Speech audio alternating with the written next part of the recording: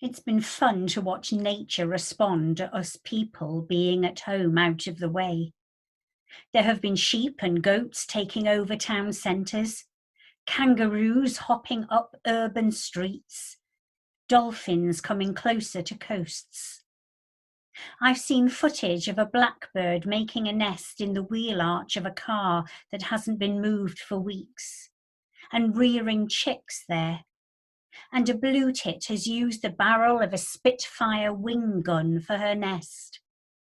Birds and animals have got bolder because we're not around, and the world has become a safer place for them, with more to explore.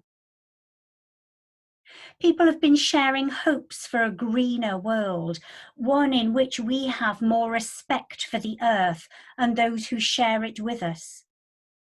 We've been forced to let go of some of the things we thought were necessary, like business meetings necessitating people flying to different parts of the world, or keeping up with the latest fashions, or rushing from one thing to another to try to achieve more.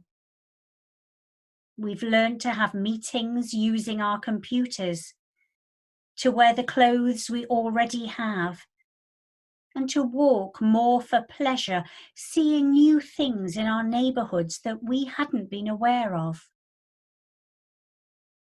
Of course, some of these things have made life harder for others. Our clothes shops being closed means that orders have been cancelled, and people in, say, Bangladesh have no work and no money coming in, as well as having to cope with COVID-19. How can we respond to that?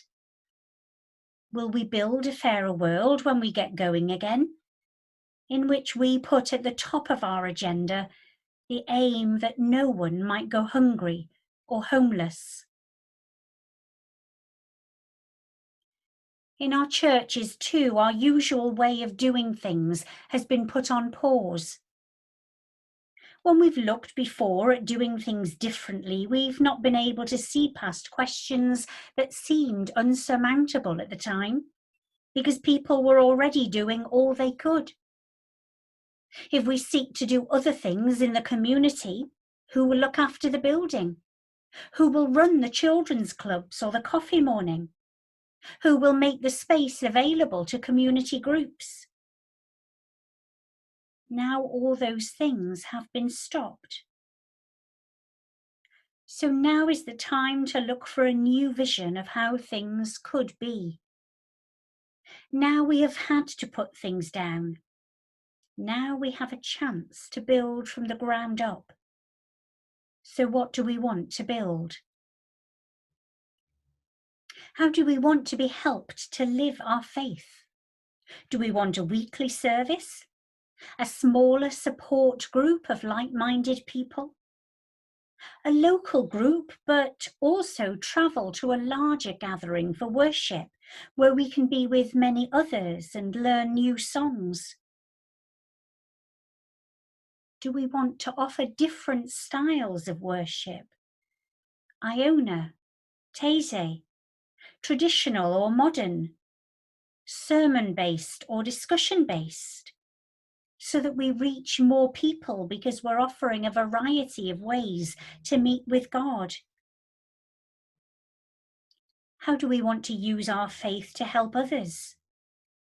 How do we want to impact the place where we live, where God has brought us to be? Do we need the positions in church that we have always had? Or is it time to imagine new roles to be filled? How might our church councils enable God's work in different ways rather than tying it down to a certain pattern? How might we free people to find their vocation rather than limiting them to seeing vocation only in terms of ordained ministry or nothing?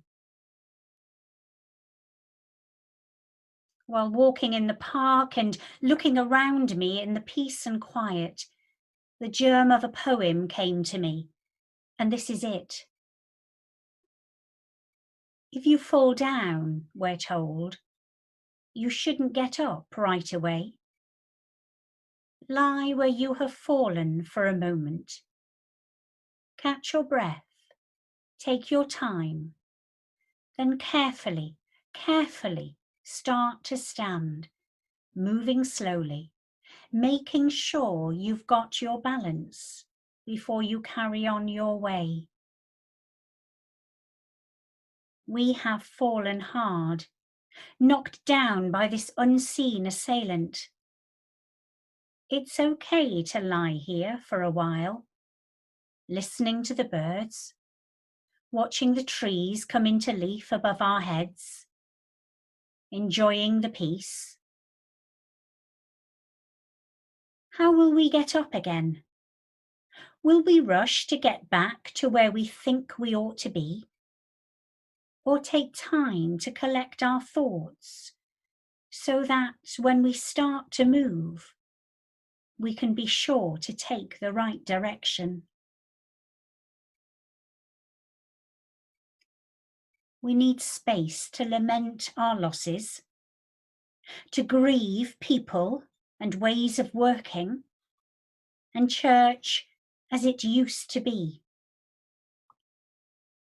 And when we have acknowledged it and processed it all, then we need to ask, where next, Lord? How could the church be? What's your vision that God has given to you? What are you hearing in the quiet? Please share your pictures, your hopes and dreams, your fears and worries, your ideas and creativity. And let's mould them together to build God's kingdom, to God's glory. God bless.